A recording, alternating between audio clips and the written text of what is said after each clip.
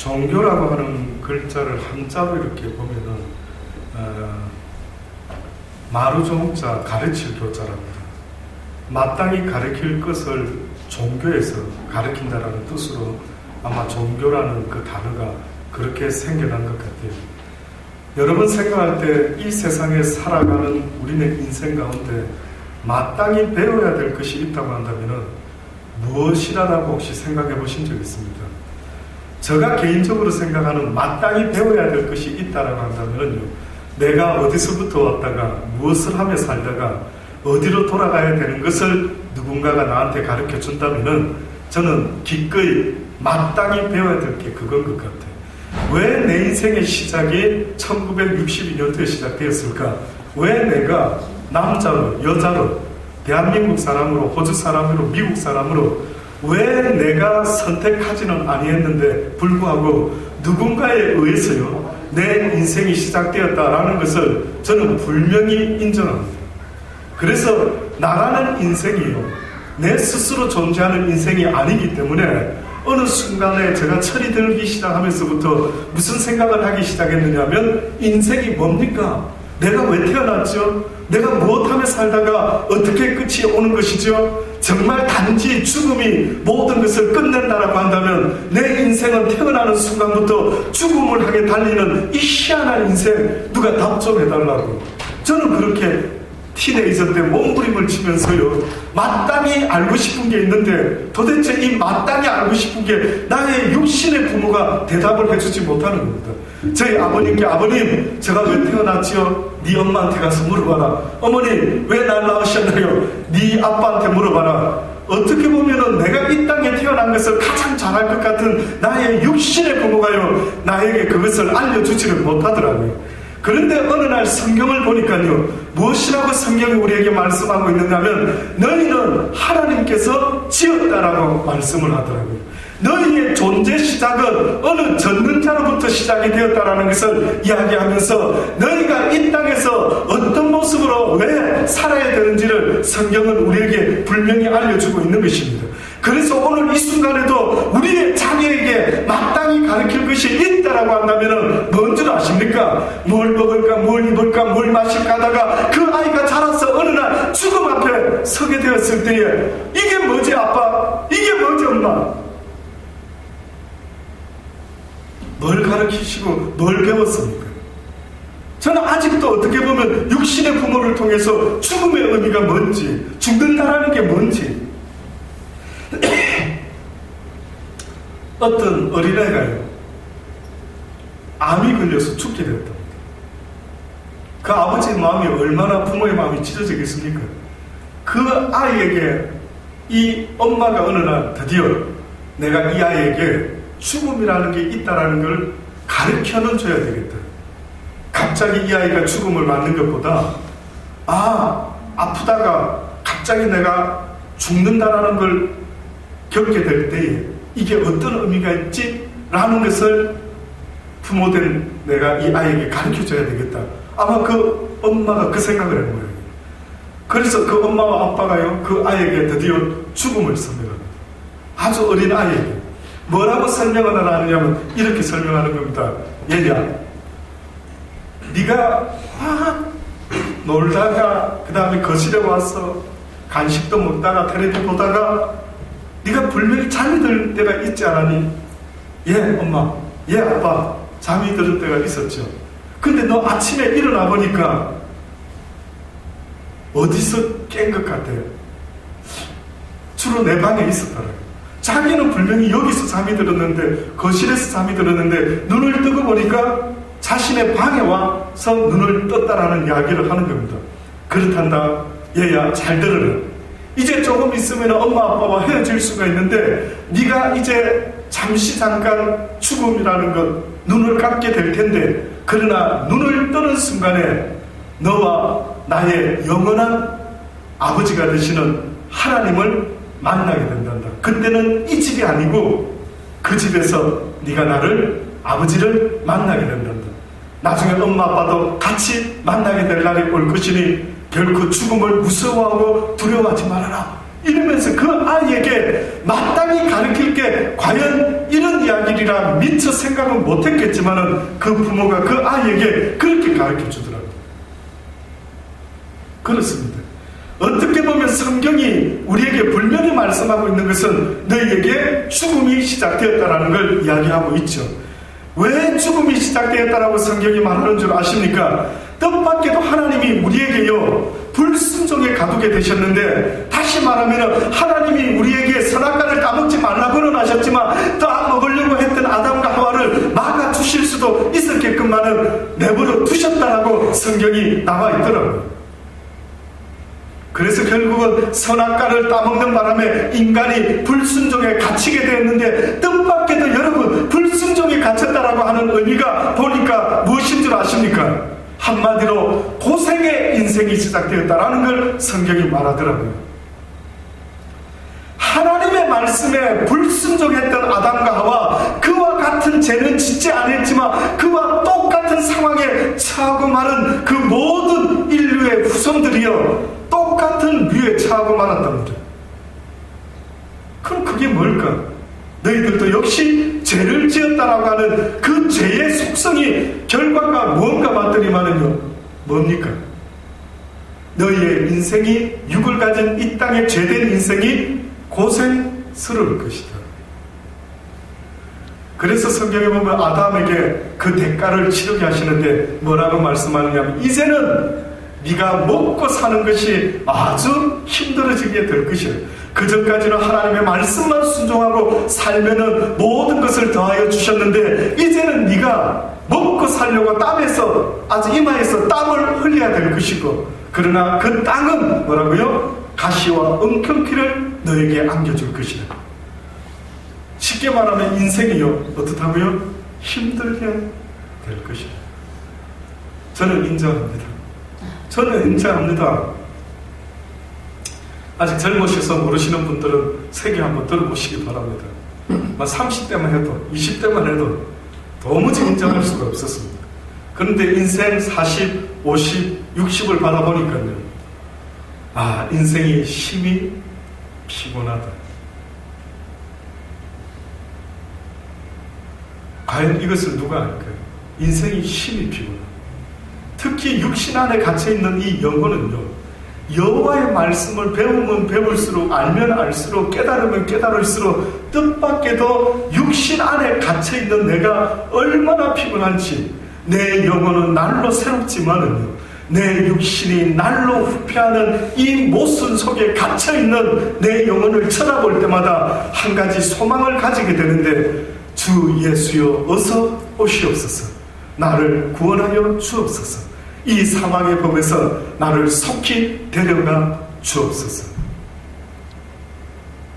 그래서 하나님을 제대로 알기 시작하면 바울과 같은 고백을 할 수밖에 없는데, 그 고백이 뭔 줄 아십니까? 이 세상에 오래오래 살아야 되겠다라는 생각은 온데간데 없고, 날마다 내 마음 깊은 곳에서 우러나는 고백이, 주여 나에게 힘을 허락하여 주옵시고 나에게 평안과 그 안식을 허락하여 주옵소서라. 너무 육신의 삶, 앞으로 더 좋은 일이 있겠거니 혹시나 기대하는 분이 있으면 죄송한데 꿈 깨시기를 바랍니다. 인생은 결단코 쉬운 인생이 아닌 것입니다. 그래서 결국 그 이후에 모든 인생들이 어떻게 해요 도와주세요, 나를 지으신 전능자여 어찌하면 좋습니까, 어찌하면 좋습니까 라고 나를 구원해줄 메시아를 구하기 시작했는데, 그때 성경에 보니 언젠가 하나님께서 너희의 기도를 들으시고 이 땅에 메시아를 보내줄 것인데, 그가 너희를 죄에서, 사망에서, 그 고난에서, 고통에서 구원하여 줄 것이라. 그래서 이 땅에 오신 분이 있었으니 2000여 년 전에 예수 그리스도라고 하시는 분이 하나님의 아들이 인간의 육신을 입고 이 땅에 오셨다라고 성경이 말씀하고 있는 것입니다. 그 아들이 이 땅에 오셔서 우리에게 보여주신 것이 있다면 기꺼이 이 땅에서 고난을 보여주시는데, 그 고난의 의미가 뜻밖에도 하나님의 선한 뜻을 이루기 위함이었다라는 것을 우리에게 알려주셨던 것입니다. 그래서 그 이후로부터 하나님을 모르는 자는 죄의 고난을 당하게 될 것이고, 이제는 하나님을 아는 자들에게라 할지라도 무엇이 있으니 그것은 고난이 있게 되니 이 땅에 예수 그리스도를 믿는 자에게는 예수 그리스도의 남은 십자가의 고난이 있게 될 것임을 성경이 우리에게 누누이 말씀하고 있습니다. 그래서 구원받은 백성의 삶이 뭔가라고 봤더니만은 계속해서 성경은 우리에게 십자가의 남은 고난이 너희들에게 온전히 채워질 때까지 너희들이 그 길을 걸어야만 된다라고 계속 말씀해주고 있는 것입니다. 너희가 하나님의 상을 영광을 받을 때에 하나님의 이 십자가의 고난도 또한 받아야 될 것이라 도무지 이해가 되지 않는 겁니다. 목사님, 예수 믿으면 좋아야 되고 평안해야 되고 그저 기쁘고 해피해야 되는데 어떻게 해서 그 고난이 있을 수가 있습니까? 라고 말하지만은요, 그러나 성경은 우리에게 예수 그리스도인으로서 고난을 당하는 자가 되어야만 된다라고 하나님은 말씀하고 있습니다. 그래서 오늘 본문의 말씀에 야고보서가 무엇이라고 이야기하고 있느냐면, 형제들아 주의 강림하시기까지 길이 참으라. 보라, 농부가 땅에서 나는 귀한 열매를 바라고 길이 참아 이른 비와 늦은 비를 기다리라니 너희도 길이 참고 마음을 굳게 하라. 주의 강림이 가까우니라. 이 지금 본문의 야고보서는요, 여러분이 잘 아는 것처럼 인내에 대해서 이야기하는 말씀입니다. 굳게 참고 기다리라. 언제까지요? 주 예수 그리스도께서 이 땅에 오실 때까지, 또는 네가 주 예수 그리스도 앞에 서는 그날까지. 인내가 무엇인 줄 아십니까? 인내. 드러나 보셨습니까? 인내. 뭐 참을 인자 세 개면 뭐라고요? 살인도 뭐 피할 수 있다, 면할 수 있다. 근데 그 인내라는 것이요, 아마 여러분 다시 한번 생각해 보셔야 될 겁니다. 지금까지 혹시나 어떻게 알고 계셨는지는 모르지만, 그 1960년대에 스탠퍼드 대학에서 실제로 실험을 한 어떤 교수의 실험 결과인데, 이 교수가 인간의 그 인내라는 게 뭐지? 인내심은 뭐지? 이런 생각을 하면서요, 실험을 했는데, 4살배기 아이들을 몇 모아놓고요, 그 아이들에게 마시멜로를 갖다가, 좋아하는 마시멜로를 한 덩어리씩 테이블 위에다가 접시에 담아서 이렇게 줬습니다. 그리고 이렇게 그 선생님이 제의를 합니다. 자, 여러분 앞에 마시멜로 하나씩 있습니다. 자, 이제 곧 먹게 될 테인데, 근데 한 가지 조건을 제가 제시합니다. 여러분, 이 마시멜로를 30분 후에 참고 먹는 아이는요, 마시멜로를 하나 더 주어서 2개를 먹게 될 것입니다. 그러나 못 참고 먹을 수도 있기는 있습니다. 그러나 참는 아이들은 마시멜로를 30분 후에 하나 더 추가됩니다. 이렇게 된 거예요. 어떻게 할까요? 어떻게 할 것 같아요? 앞에 내가 너무 좋아하는 마시멜로는 있는데 아빠가 안 먹어. 이야, 대단한 인내심. 이건 인내심이랍니다. 아빠가 마시멜로를 주면서 너 30분만 딱 참고 있으면 하나 더 줄게 했을 때, 어떤 아이는 먹고 어떤 아이는 참다가 먹고 어떤 아이는 드디어 30분을 끝까지 참고 먹는데, 여러분 그 실험 결과 몇 % 정도가 끝까지 참고 먹었는 줄 아십니까? 30%랍니다. 30%. 그래서 아이가 끝까지 참고 하나 더 먹은 아이들이 30%. 근데 이 교수가 이걸 연구 테스트를 해보면서요, 가만히 있어. 왜 어떤 아이는 못 참고, 왜 어떤 아이는 참는 그 의지와 인내심, 이거는 도대체 그 인생에 어떤 영향을 끼치는 것이지? 뭐 이런 생각까지를 하면서요, 오히려 그 아이들이 커서 어떤 인물이 되는가 하는 것까지 그가 사는 날까지 조사를 했던 거예요. 그랬더니만요, 30%의 그 아이들, 끝까지 참고 견디고 하나 더 먹었던 그 아이들의 인생이요, 거의 대부분이 우리가 흔히 말하는 세상적으로 성공한 케이스에 드는 삶을 살고 있는 것을 발견을 했답니다. 결국은 인내심이라고 하는 것은 어떻게 보면은 인간이 기본적으로 어떠한 삶을 성취하기 위해서 갖추어야 될 내적인 어떠한 성품 중에 아주 중요한 성품이다라고 이렇게 결론을 내린 것처럼, 근데 이 인내심이라는 것은 아무것도 안 하는 모습이 아닌 것입니다. 그저 마냥 기다리는 게으른 자의 모습이 아니라, 여기서 말하는 이 인내심이 또한 그런 것처럼요, 성경에서도 말하는 인내심이 있는데, 성경에 지금 오늘 본문에 야고보가 우리에게 뭐라고 말을 했느냐면, 형제들아 주의 강림하시기까지 길이 참으라. 왜 이 사람은 길이 참아야 되는가? 무엇 때문에 이 사람은 예수 그리스도가 이 땅에 다시 오시기를 고대하면서 길이 참아야만 하는 이것이 뭔가 보니까요, 비유를 들어 설명했는데, 농부가 땅에 나는 귀한 열매를 바라고 길이 참아 이른 비와 늦은 비를 기다린다. 또 다시 말하면 그 당시 때 팔레스타인에서는 물이라는 것이 식물을 키우는데 너무나 중요한데, 그 물, 그 비는 누구의 손에 달려있대? 농부의 손에, 아니면 하나님의 손에 달려있대. 대한민국에도 엊그제까지 지금 비가 안 와가지고 막 난리가 났죠. 뉴스에 중부지방에 땅이 쩍쩍 갈라지고. 저는 그런 걸 볼 때마다 과연 인간이요, 온갖 방법을 다 동원해보다가 안 되면은 어떤 방법을 택할까요? 아마 각자 믿는 신 앞에 나가서 막 기도를 하며 몸부림을 치며 비를 내려달라고 부르짖지 않겠습니까? 아마 예수님 당시에 때도 그랬던 모양입니다. 근데 예수님이 지금 육신의 이야기를 하는 게 아니고 영의 이야기를 하시는데, 이 육신의 이야기가 어떤 의미가 있는 것 같은데, 뜻밖에도 보니까요, 어떤 비유를 했느냐면은, 땅에다가 무엇인가 씨를 뿌린 농부가 두 번의 비를 기다린다. 첫 번째 이른 비, 와요. 왜 비가 필요하죠? 씨를 심으려면 축축해야 되니까. 예, 뿌린 씨가 이제 시작 싹을 틀려면 무엇이 필요합니까? 아주 충분한 물이 필요하죠. 그러면 늦은 비는 농사 안 지어보셨겠지만, 늦은 비는 왜 필요할까요? 마지막 결실 때에 늦은 비가 없으면 어떻게 된다고요? 열매를, 결실을 맺지를 못하게 됩니다. 근데 이게 육의 이야기도 이런 게 있지만은, 영적인 이야기로 성경은 이런 표현을 쓸 때가 있습니다. 세상의 시작과 끝 이야기를 하실 때에 어떻게 보면은요, 성경에도 이른 비 사건이 있었고, 영적으로 늦은 비 사건이 있을 것이다 라고 이렇게 이야기합니다. 그게 무엇인가 저도 그 성경을 볼 때마다 왜 이런 비유를 쓰셨지 보니까요,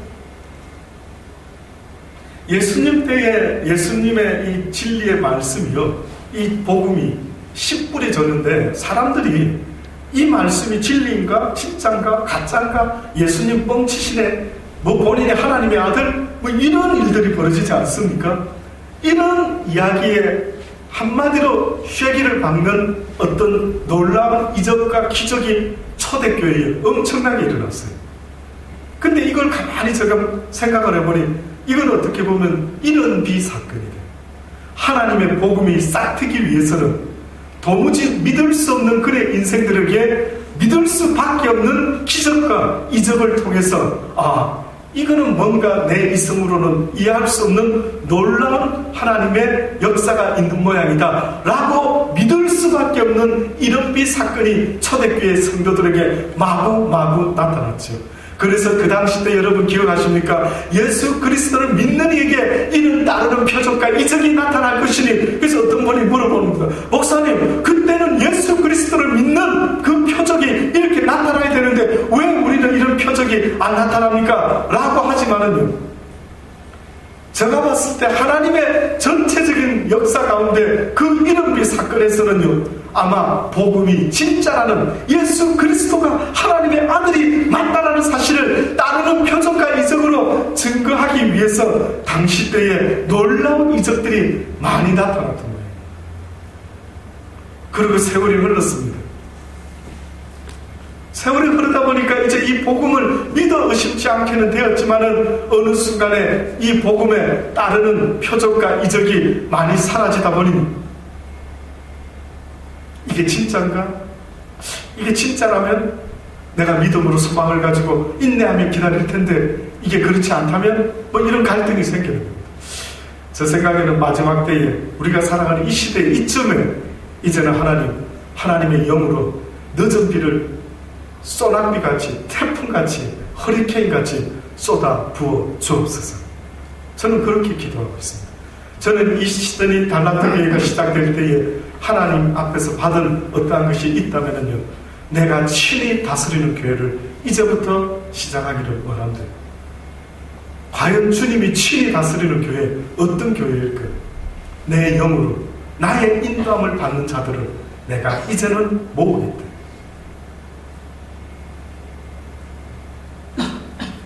목사가 다스리는 교회 말고요, 장로가 다스리는 교회 말고요, 과연 하나님이 다스리는 교회의 의미가 뭘까라고 생각할 때 바로 그 하나님의 영이 마지막 때에 늦은 비 사건으로 우리에게 물부터 부어질 때에 비로소 그들이 하나님을 구별할 줄 알고 그분의 전능자의 인도하심을 보게 되는 날이 있지 않을까 믿어 싶지 않는 것입니다. 어쨌든 성경에 보니 야고보서가 비유를 했는데 하필이면 이런 식의 이른 비와 늦은 비를 기다리면서 드디어 열매 맺는 날을 기다리게 되지 않겠느냐. 너희도 길이 참고 마음을 굳게 하라. 주의 강림이 가까우시니라.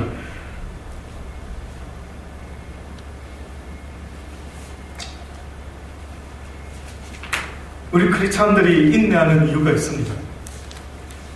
그 이유가 뭐냐면 바로 하나님의 말씀대로 살아가는 그들에게는 바로 이러한 인내의 이유가 있기 때문에 그렇습니다.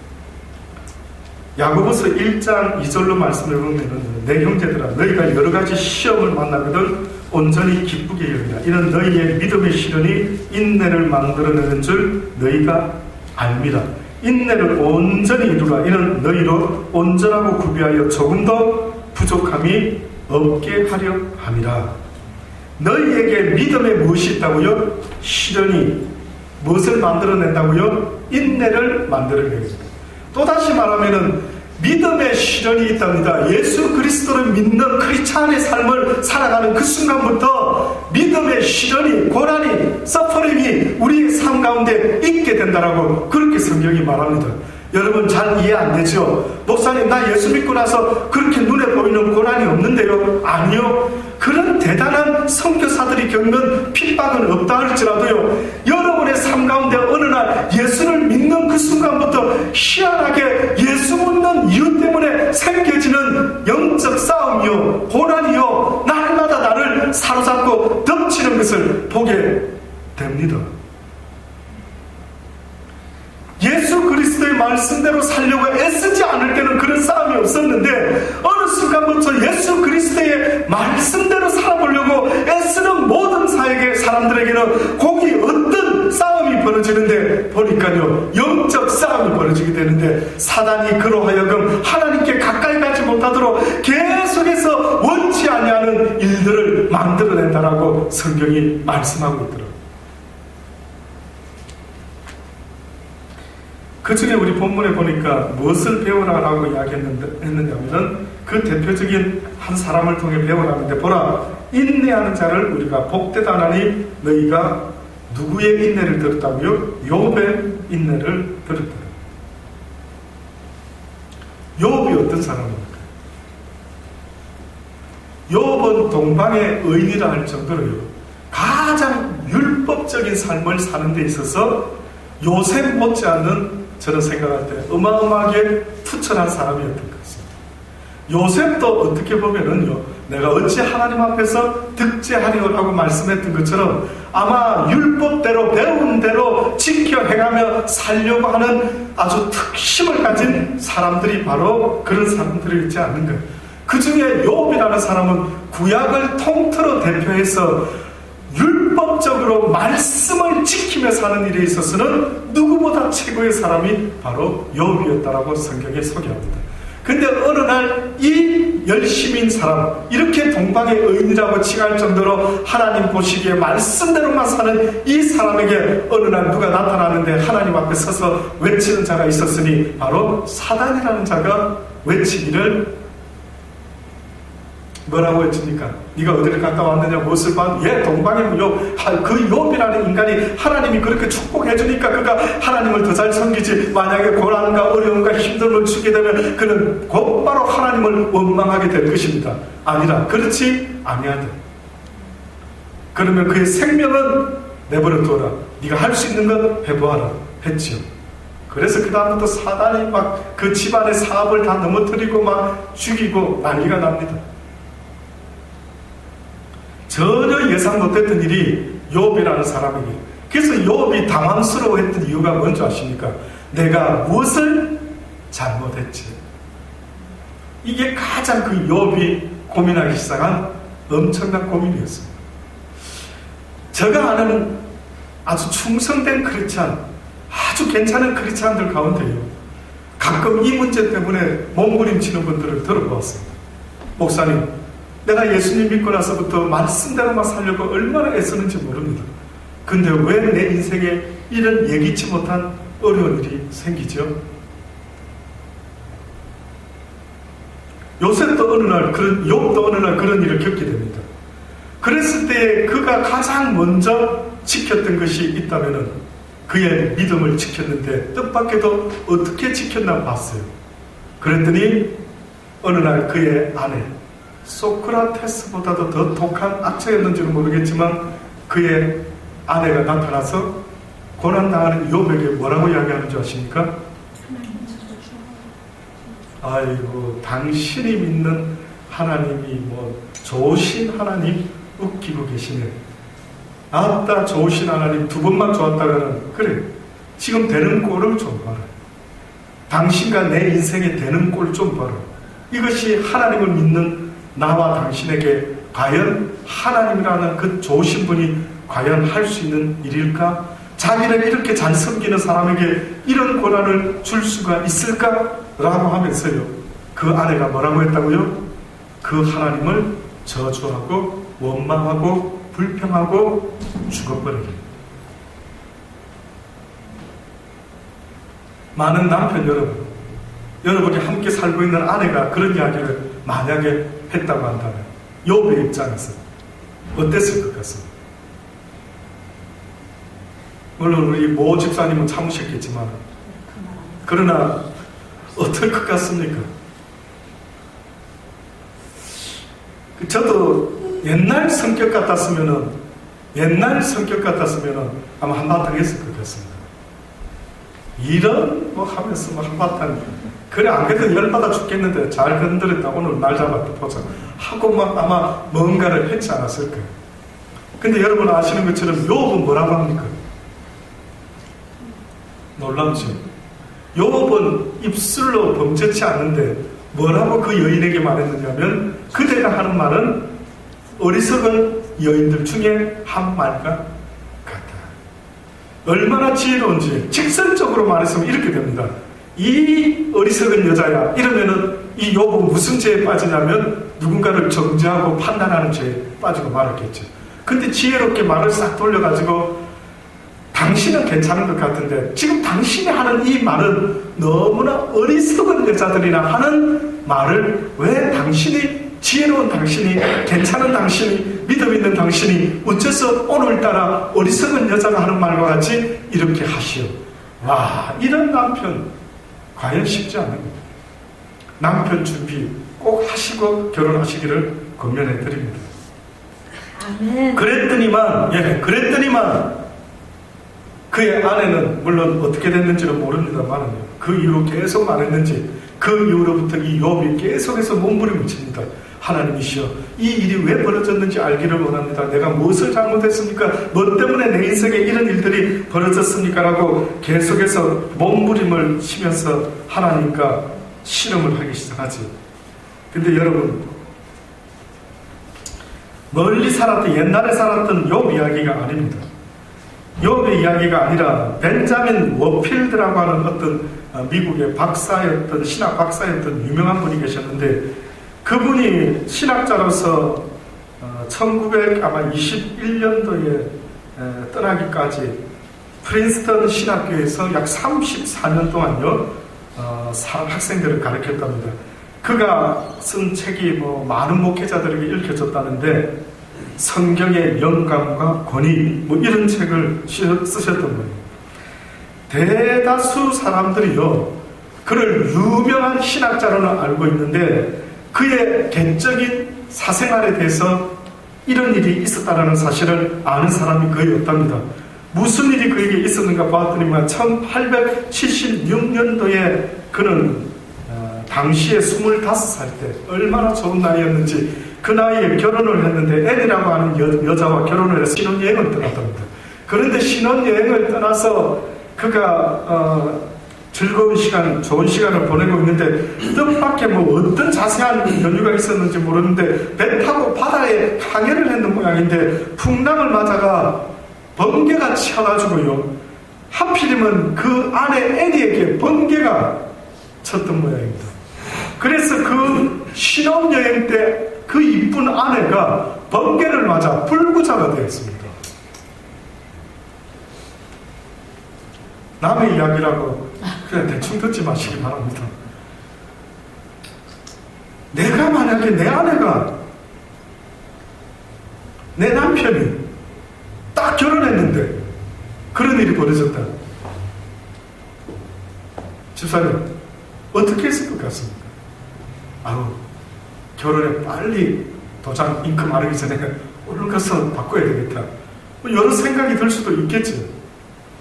그런데 그 신학자가요, 그 유명했던 워필드, 벤자민 워필드라는 그 신학자가요, 그 사랑했던 아내를 데리고요 39년 동안 불구자가 되었는데 보살펴 주었답니다.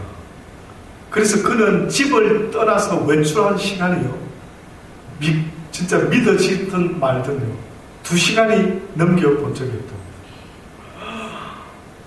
남의 이야기라 놀라지 않으십니까? 그렇죠. 남 이야기니까 별로 상상이 되십니까? 그 불구인 아내를 위해서요 39년 동안요 2시간 이상을 바깥에 나가 있지를 않았답니다. 근데 그분이요 쓴 책에 너무나 놀라운 고백을 써놓은 것입니다. 로마서 8장 28절에 그 말씀을 써놓으면서 했던 이야기입니다. 로마서 8장 28절에 여러분 잘 아시죠? 무슨 말씀이 있는지. 우리가 알거니와 하나님을 사랑하는 자 곧 그 뜻대로 부르심을 입은 자들에게는 모든 일들이 다 협력하여 무엇을 이룬다? 선을 이룬다. 믿으십니까? 아멘. 믿으십니까? 아멘. 그래서 하나님께서 뜻밖에도 예수 그리스도를 몰랐을 때는 죄의 고난 아래 내버려 두시지만 예수 그리스도를 믿는 신실한 자들에게도 뜻밖에도 이해 안 되는 이 땅의 고난들을 우리에게 주겠다라고 하시는 것입니다. 그래서 오죽했으면 사도 바울도 말하기를 내 육신의 가시 때문에 너무나 힘들고 괴로워서 이 가시가 뭔지 성경에 써놓지 아니하고 신학자들은 지금도 뭐였지 물어보고 있지만은요 언언하고 있지만 그러나 성경에 보니 어느 날 사도 바울이 자신의 육신의 가시가 있어서 하나님께 이것을 없이 해달라고 3번이나 간구를 했더니만 뭐라고 성경에 써 있습니까? 네 은혜가 내게 족하다. 네가 약할 때에 나를 통하여 네가 강할 수가 있단다 아들아. 육신의 가시 곧 사단의 배, 이것을 하나님이 기꺼이 바울에게도 내버려 두셨다.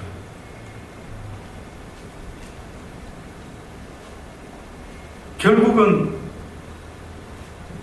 이 워필드 목사님들 뭔가 우리가 이해될 수 없는 일이 이 땅에 예수 믿고 나서부터도 더욱더 심해질 수 있을지 모르지만 그러나 이 모든 일들 속에는 무엇이 있다고요? 하나님의 선하신 뜻이 있다. 믿어지시기를 주의 이름으로 권면합니다. 아멘. 정말 믿어지시기를 바랍니다. 하나님을 사랑할 수밖에 없는 자, 하나님의 뜻대로 부름을 받은 자들의 특징은 곧 하나님을 사랑할 수밖에 없다는 겁니다. 하나님을 사랑할 수밖에 없는 그들에게 있어지는 그 어떤 일들, 그래서 그 신학자가 이렇게 고백합니다. 하나님께서 사랑하는 자들에게 일어나는 모든 일들은 좋은 것일 수밖에 없다고 믿습니다.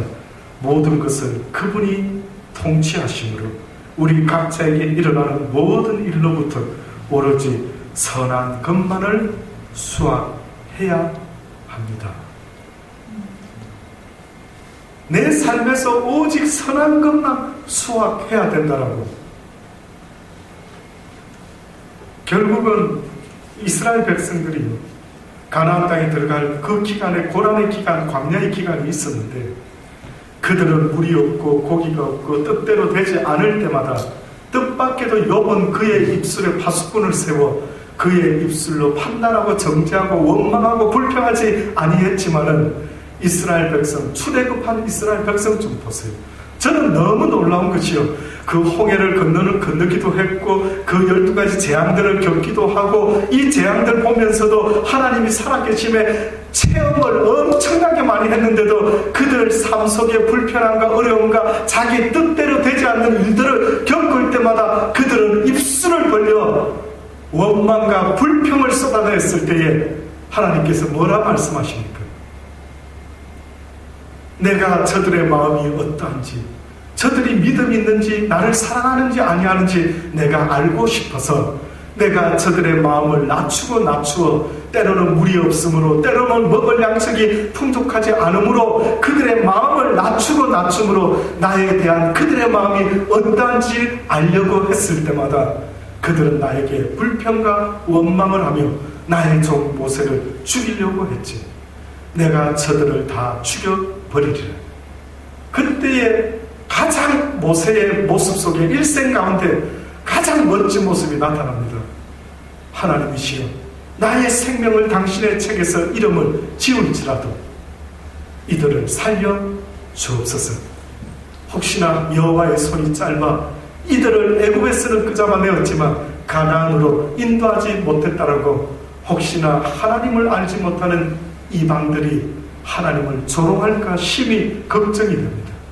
하오니 주여, 이들을 불쌍히 여겨주시고 긍휼히 여겨주옵소서. 와, 이것이 바로 주의 종들의 모습이어야 함을 보여주시지 않습니까? 어느 날 동산에 주인이 와서 그 동산에 심은 무화과의 열매를 얻으려고 왔더니만 열매가 있었습니까? 없었습니까? 없었지. 그때 주인이 종에게 뭐라고 합니까? 야! 이 나무 잘라버리라. 그랬더니 그 주인이 뭐라고 말한다고요? 주여, 조금만 주인이여 기다려주세요. 한 1년 반이라도 더 기다려주십시오. 내가 두루 파고 거름을 더 주어서 열매를 맺도록 제가 애써 보겠나이다. 참 멋지더라고요. 그런 모습을 볼 때마다 저는 제 자신을 돌아봅니다. 과연 그렇게 하고 있는지. 그렇습니다. 결국은 우리가 고난 가운데 하나님 앞에 믿음 있는 자인지 아닌지를 보일 수 있다면요, 바로 그 고난은 꼭 우리에게 있을 수밖에 없는 것들이라는 사실을 잊지 마십시오. 그래서 바울도 고난 가운데 모든 하나님의 종들이 다 고난 가운데, 연약한 가운데 있었음을 잠시도 잊지 마시고요. 오늘 바울이 이야기했던 이 고백과 같이, 야곱이 이야기했던 이 고백과 같이, 보라, 인내하는 자를 우리가 복되다 하나니 저희가 욥의 인내를 들었고 주께서 주신 결말을 보았거늘 주는 가장 자비하시고 긍휼히 여기는 자신이라. 약속의 말씀을 붙잡고 기다리는 자가 적극적으로 그렇게 될 줄을 믿는 마음으로 기다리는 그들에게는 하나님께서 그 인내의 열매를 먹게 될 것이라고 말씀하고 있는 것입니다. 끝으로 한 말씀만 더 드리기를 원합니다. 누가복음 8장에 보면 우리가 잘 아는 말씀이 있습니다. 씨 뿌리는 비유의 말씀이 있죠. 씨 뿌리는 비유를 다 설명을 하시고 나서 이제 제자들에게 이 비유의 뜻을 이제 제자들이 아마 몰랐던 모양입니다. 이 제자들이 이제 예수님께 묻습니다. 하나님의 나라의 비밀, 이게 뜻이 무엇입니까? 라고 물어봤을 때 예수님이 그들에게 설명하는 이야기가 누가복음 8장에 나와 있습니다. 이 비유는 이러하니라. 씨는 하나님의 말씀이요 길가에 있다는 것은 말씀을 들은 자니 이에 마귀가 와서 그들로 믿어 구원을 얻지 못하게 하려고 말씀을 그 마음에서 빼앗는 것이고, 바위 위에 있다는 것은 말씀을 들을 때 기쁨으로 받으나 뿌리가 없어 잠깐 믿다가 시험을 받을 때에 배반하는 자요. 가시떨기에 떨어졌다라고 하는 것은 말씀을 들은 자니 지내는 중에 이생의 염려와 재리와 일락 가운데 막혀 온전히 결실치 못하는 사람. 자, 근데 이제 말씀드리기 원합니다. 좋은 땅에 말씀이 떨어져서 열매와 결실과 열매를 보게 되었다라고 하는 이 말씀 이렇게 말합니다. 좋은 땅에 있다는 것은 착하고 좋은 마음으로 말씀을 듣고 그 다음에 어떻게 해요? 지키어 그 다음에 어떻게 해요? 인내로서 결실하는 자들. 결국은 우리에게 어떤 인내가 필요한가라고 봤을 때 하나님의 약속의 말씀들을 붙잡고 살아가는 믿음의 삶을 하나님은 곧 인내하는 믿음을 가진 자의 삶이다라고 그렇게 결국은 믿음과 인내는 한 세트다. 믿음만 있을 수가 없어요. 믿음 이야기를 하면은 이 믿음을 지키기 위해서 무엇이 있어져야 된다고요? 인내라는 것이 있어져요.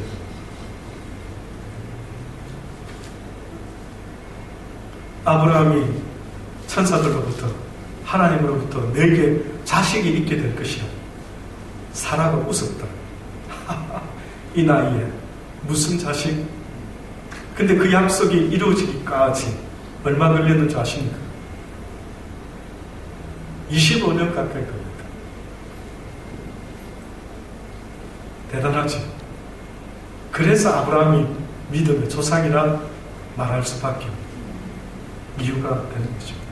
사랑하는 여러분, 여러분의 삶 속에 이해할 수 없는 많은 일들 가운데 여러분이 믿음 인도를 할 때 그 믿음은 인내와 함께 있지 아니하면 사실은 그것을 믿는다라고 말할 수가 없게끔 되어 있습니다.